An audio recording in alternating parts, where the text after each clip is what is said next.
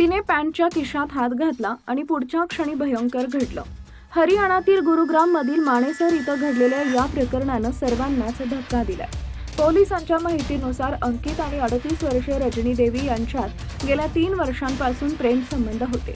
लग्नानंतरही हे संबंध कायम असल्यानं दोघांनी मिळून तरुणीचा काटा काढण्याचा कट रचल्याचा आरोप आहे।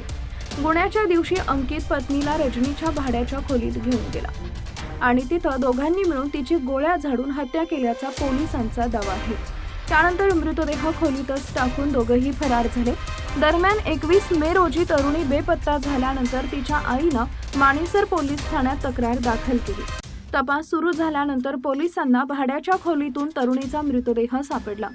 चौकशी दरम्यान आरोपींची झडती घेतली असता त्यांच्या पॅन्टच्या खिशातून हत्येच्या तपासासाठी महत्त्वाचे पुरावे मिळाल्याचा दावा पोलिसांनी केला।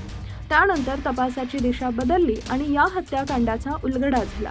हत्येनंतर अंकित आणि रजनी हरिद्वार मार्गे नेपाळला पळून गेल्याची माहितीही तपासात समोर आली आहे। 30 जून रोजी भारतात परतताच गुन्हे शाखेच्या पथकानं दोघांनाही अटक केली। न्यायालयानं त्यांना पोलीस कोठडी सुनावली असून हत्येसाठी वापरलेले शस्त्र आणि इतर पुरावे जप्त करण्याचे प्रयत्न सुरू आहेत। या प्रकरणाचा पुढील तपास सुरू असून पोलिसांनी केलेले आरोप न्यायालयात सिद्ध होणं अद्याप बाकी आहे।